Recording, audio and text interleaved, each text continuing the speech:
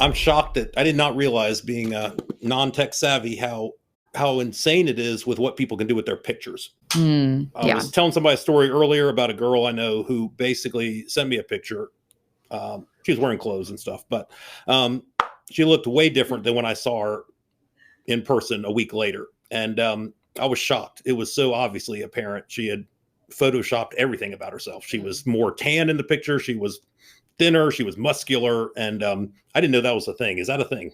That is a thing. That is a thing. It's crazy. You can do literally anything with your pictures nowadays.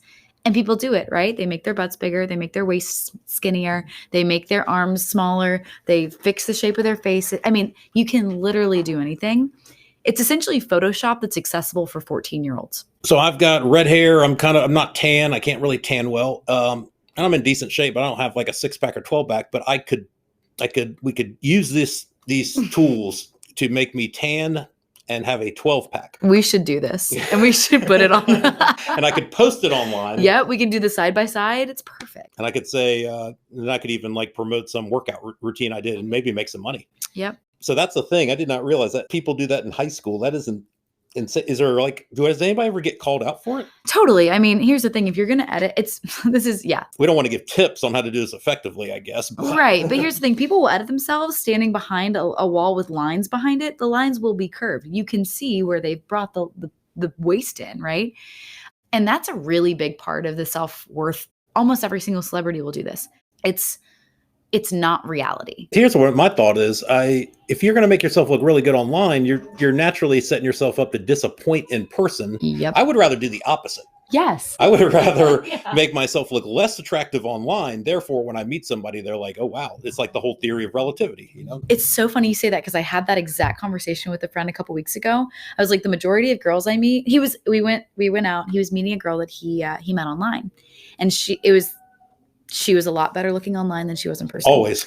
And so we had this long conversation, and we both agreed, like, yeah, I would rather my Instagram, all my pictures be like pretty good, but people are like, wow, you look amazing when I see you in person, right? Like I don't know. I feel better about that. One time I dabbled a little bit with some online dating apps. One of my main picture was a University of Tennessee orange shirt with no sleeves. It was like the most rednecky looking thing ever. It just looked like a guy trying to make a sleeveless shirt. But sure. Yeah, I feel like I achieved that. People, when someone was interested, they were always way more impressed in person. A couple of people said that. Yep. Social media. I'm kind of I'm the older generation. I will say sometimes the only things that make me feel older than probably college kids sometimes are social media and music. I mean, I think the music of late is kind of crap, and social media is where I don't really connect and relate as well. So when we talk about social media, just to kind of lay down the spectrum, my first account I ever had was a MySpace. Have you ever had a MySpace account? I actually did have a MySpace. It was like the year before they shut it down.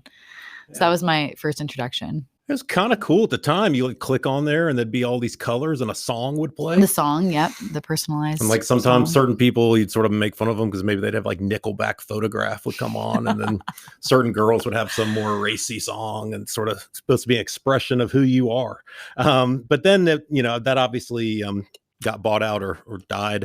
I remember the first time I got a Facebook, I was like, this is really boring compared to MySpace. But obviously Facebook is just to kind of lay it out properly is sort of, is not really what the kids use that much anymore. That's more older folks, moms and dads probably. Instagram would probably go next. You have an Instagram account, don't you, Nadia? I do have an Instagram account. I do as well. I just don't use it. Maybe Snapchat. We'll discuss that. You have one of those as well. I do have one of those. I do. I don't use it. How about TikTok? Are you on TikTok? I am not on TikTok, actually. I was, and then I realized that they on purpose, there's no clock. So I don't know what time it is. So I've been scrolling for hours, and before I know it, I've been sitting in the same spot for 5 hours. But you were entertained. Oh, I was very entertained. I was too entertained. My algorithm knew exactly what I wanted to see, and it gave me all the good stuff. Okay. And then I don't know if we really count this, but Twitter. Are you on Twitter? Oh, I love Twitter. Twitter's my favorite one, honestly. Twitter, some people think Twitter is a dumpster fire. Some people think it's a great way to sort of just know at least what people are talking about, and even if they don't engage on it. Here's where I'm going to start with. And then once again, I'm going to come off a little bit like the grouchy old guy, and then you correct me where I'm wrong. But humans have always had a need to be validated, and I understand that.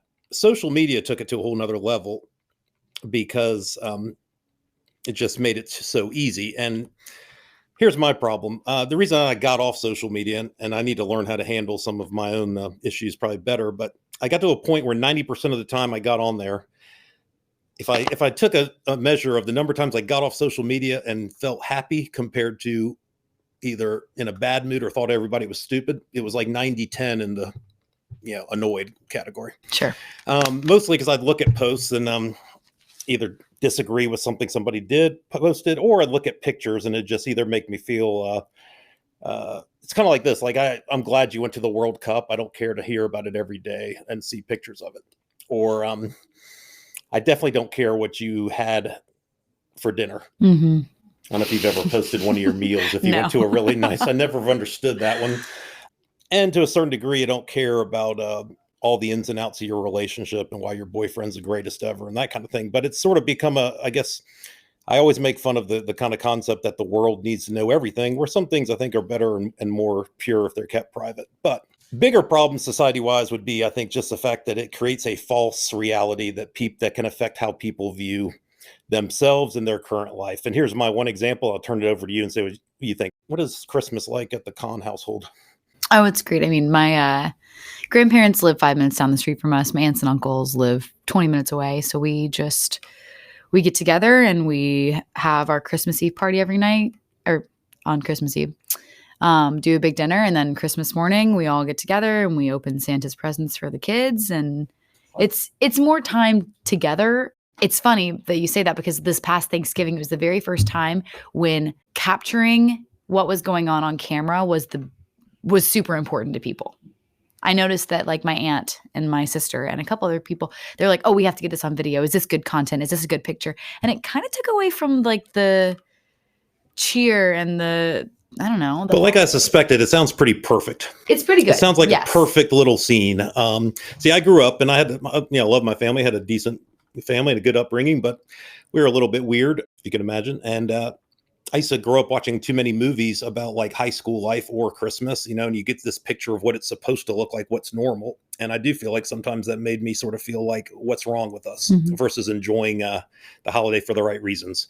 I definitely was influenced by Hollywood depictions of sort of what the perfect high school life was like, and probably made me make some poor choices at times.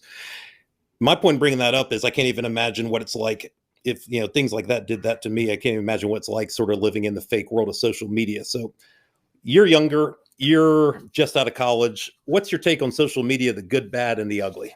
So I like to think that I have a different perspective on all of this stuff. And I think having done, the internship that we did together and meeting thousands and thousands of people and getting a glimpse into their lives, it's kind of made me realize, like, I'm not that special. And like you said, nobody really, if I don't care what other people think about, or if I don't care about other people's lives and what they're posting, the majority of people probably don't care about mine either. Mm-hmm. Growing up, I was in middle school and high school when Snapchat came out, when Instagram came out, when all these things had just started. So I didn't grow up with them, which was really good, right? And now I do feel bad for the kids who are literally introduced to this in, 4th, 5th grade. That's crazy. Yeah. It's crazy because it really does create, like, a part of your self-value and your self-worth comes from, it's just ingrained in social media. Honestly, it's an addiction for the majority of people my age and younger and even older, right? Like, even my parents' generation, they're on Facebook. That's their whole thing, right? And I'm sure the majority of people can remember our parents saying, like, don't believe everything you hear read online, all this stuff. It's really tough to know what to believe, but it's so easy nowadays, and it's such a part of our culture to share every thought that you have.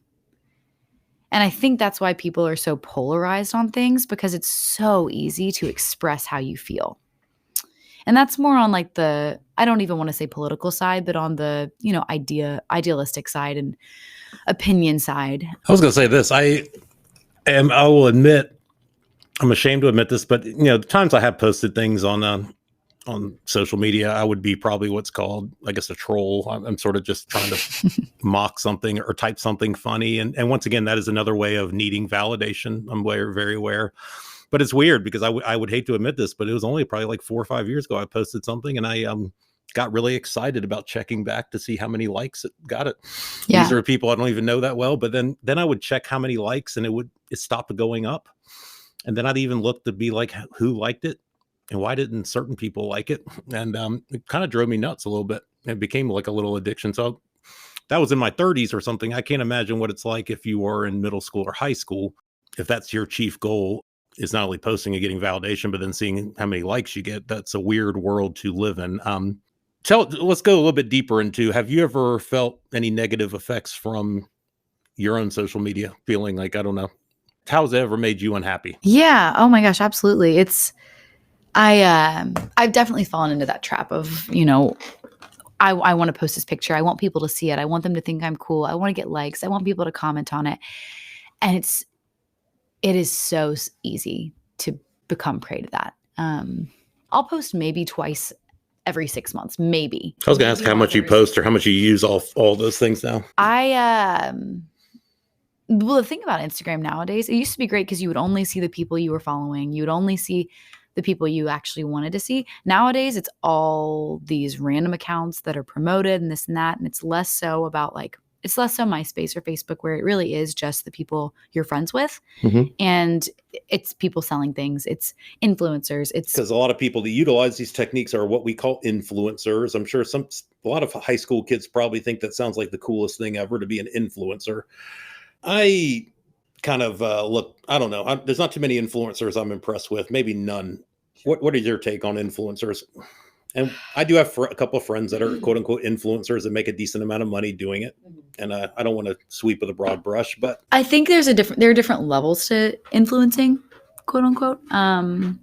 When it's all about the influencers who are literally just about the surface level stuff, like the beauty and the literally doing like the TikTok dances and that sort of thing. Those are just entertainment. And the main target audience is middle school and high schoolers. Mm-hmm. The only influencers that I'm actually interested in are the ones who are teaching me things. I think that's really cool. Like travel people. Like how to cook. Yep. I was going to say that. All the people where I feel like I'm gaining. Like you can learn a line dance from somebody on. Yeah. Sure. Yeah. And just if I can like broaden my horizons a little bit.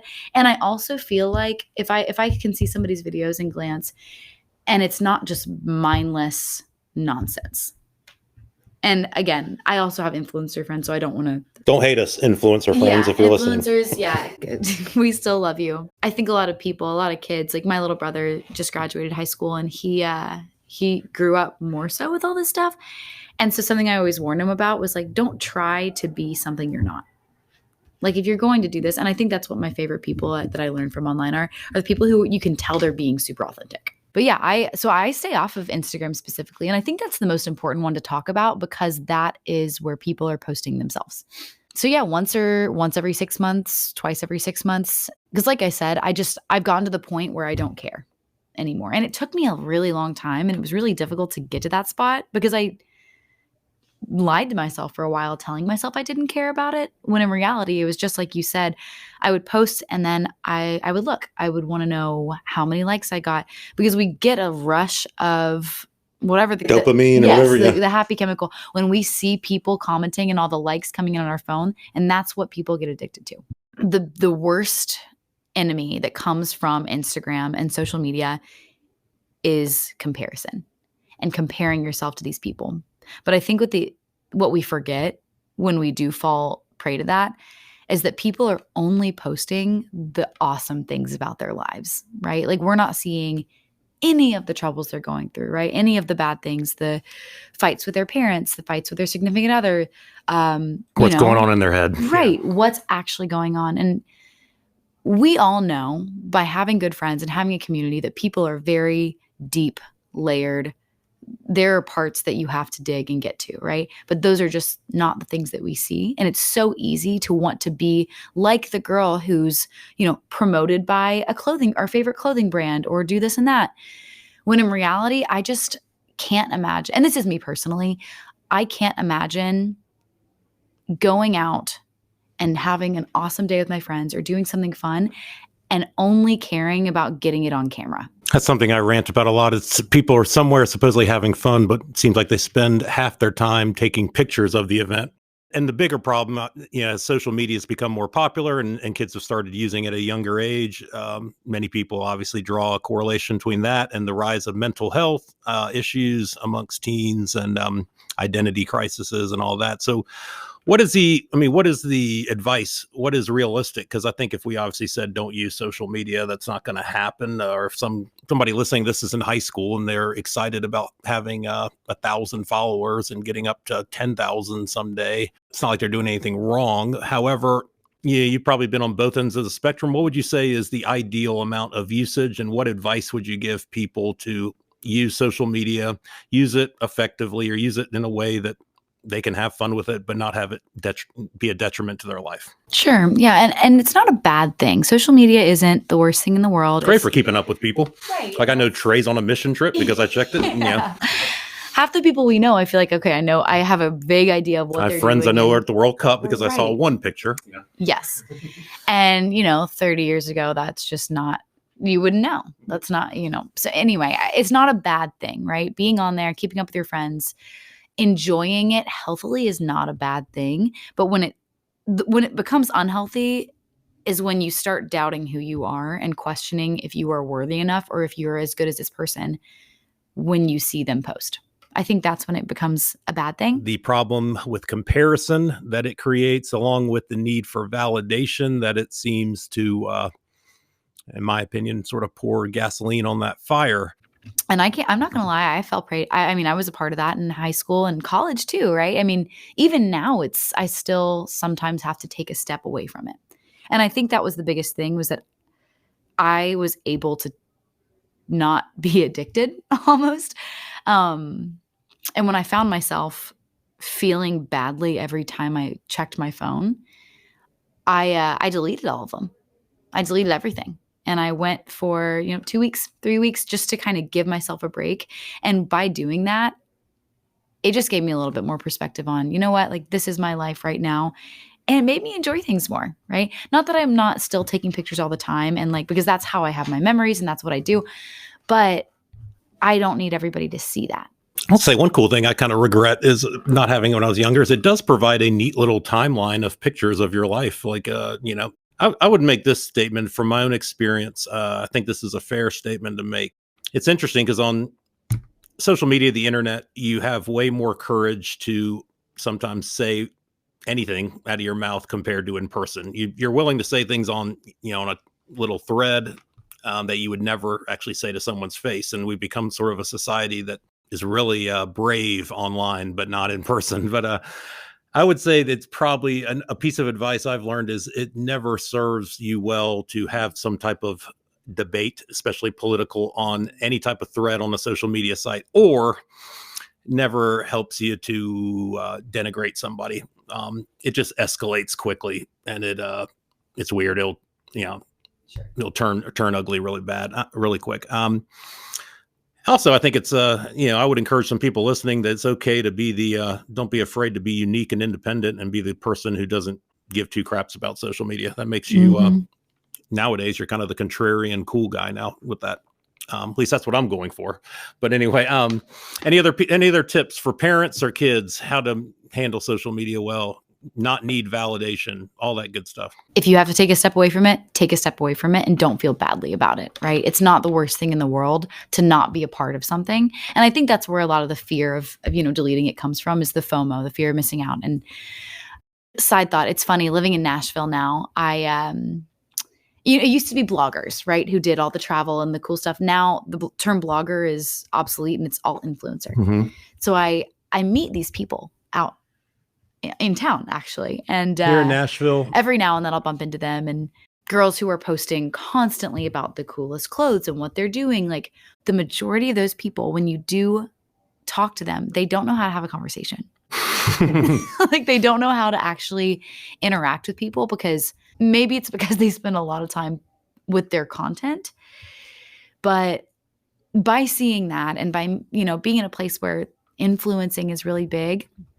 I've put a lot of merit and a lot of value into meeting strangers face to face and just seeing how much more that means to me and how much of a better communicator I've been because of that. So exactly. Consider doing a digital detox if you have to. No devices unless you need them for school. Kind of feels good. Or work. Feels good to go off the feel grid good. a little bit. Yeah. Yeah. I have a friend who, I mean, she's been off she did a month-long detox. This was 5 years ago, and she still doesn't have an Instagram. And she's one of the happiest people that I know.